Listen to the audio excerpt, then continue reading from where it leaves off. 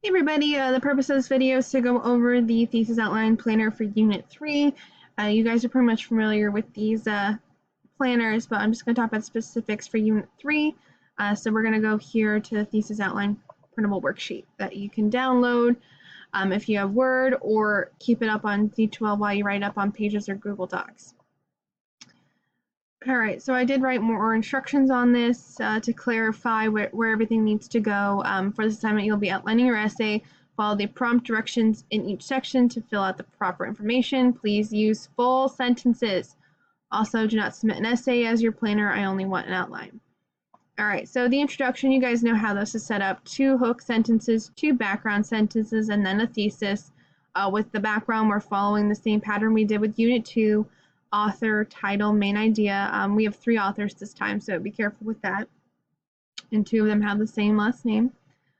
Then we have the additional background sentence that expands on the main idea, which just means to go in more detail, not to regurgitate the main idea, but just to talk about a smaller aspect of it. And then we'll have the thesis that will clearly state whether you think it's okay to break up with someone via technology, and your 2 reasons for why or why not. Again, we cannot go into the up to a point on this paper. You have to give a firm yes or firm no. There's a sample thesis. Just erase it and insert your own when you go to write it. All right, article summary. This is a summary of the article breaking up, ending a relationship. It is not a summary of your essay or your main points. It is a summary of the 3 authors, Stephen A. Beebe, Susan J. Beebe, and Mark B. Redmond's article. What's so great about our article is that we have section headings. We have 1, 2, 3, 4 section headings. So if you summarize each section, you'll have all of your points from the article. Then we have the body paragraph. So here's more instructions about what to do with that, because we're adding more APA things and getting a little bit more specific with all of that. So, all right, so you are allowed to use quotes in the response paragraphs. You're not allowed to use them in the summary paragraph at all. You can use them as the opening and the intro, and so the intro and the response paragraphs are the only 2 paragraphs that you can really use quotes. Not in the conclusion, not in the summary, just the response paragraphs and the intro paragraph. I'm going to put a limit on how many quotes you can have in this essay, because I want to make sure that you are speaking and you're not letting the articles from your textbook and the source evaluation assignment to speak for you. So there's only 2 quotes total in the response paragraphs. This does not mean 2 quotes per paragraph. This just means 2 quotes total in the section. So keep that in mind, that you can't have more than 2 quotes. This does not mean you have to have 2 quotes. You don't have to use quotes at all. You can just paraphrase the information from the other articles. But if you are going to quote, no more than 2. If you're going to quote or paraphrase information from the article, you need to use in-text citations. So that's just when you, in parentheses, after the information's been paraphrased or quoted, you put the author's name and the year that it was published. If you have 1 author, it's just the last name and the year. If you have 2, there you go. And if it's 3, it's etal after the first author, 2020. And the etal just explains that there's more. And then the 3rd point here is that, remember, you're arguing your side. So make sure you're using persuasive words in those rhetorical devices that we used, that we talked about, in week 7. And then you're also structuring your argument with support, which includes, the facts, reason, emotional appeals. Just be careful with emotional appeals and pathos, because an entirely emotional-based argument is not much to convince anybody. You use it enough just to connect with your reader or the person, hearing the argument, but it shouldn't make the entire argument, because it won't hold up against water. And there's just a little helpful reminder to use full sentences on the planner.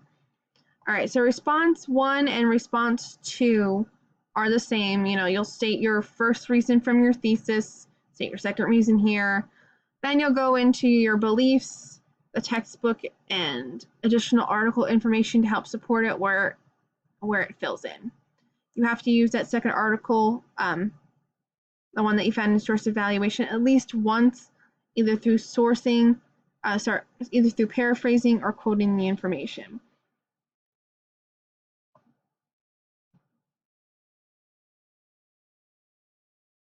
All right, and then our third response paragraph in this section here is actually a refutation paragraph. So if you remember from chapter 9, a refutation is when you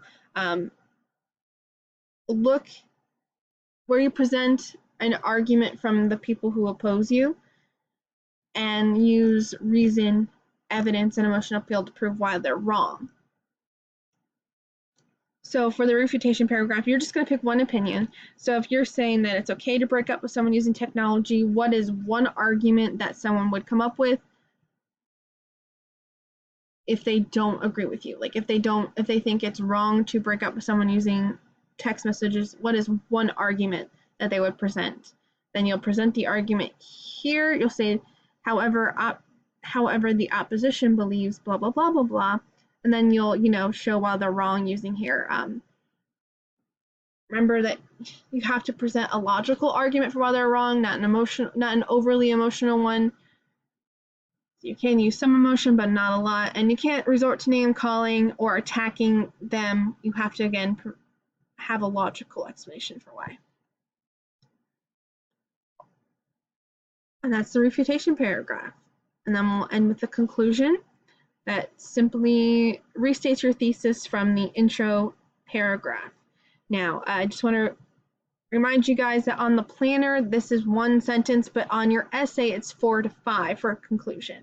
So just because you have one sentence here does not mean that's going to work on your essay. All right, so that is the thesis outline printable worksheet for this section. Again, the instructions are written on the planner, so you have that as well.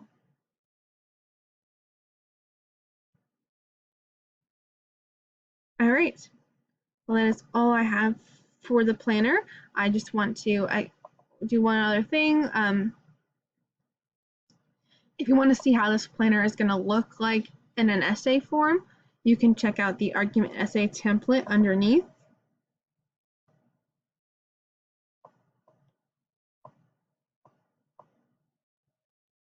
So you can just see how it's going. I'm not going to go into this template until next week, but you can at least see how everything's going to be placed and how it will all work out.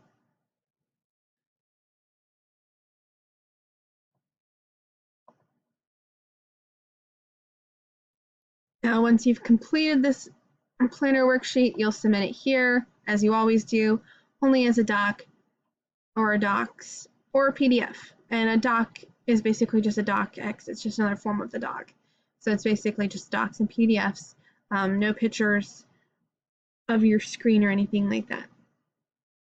And no links to Google Drive or the Microsoft OneDrive. Download those documents as PDFs and docs and then submit them. All right, well, that's all I have for the thesis outline planner. If you have any questions, please email me. I'm more than happy to help.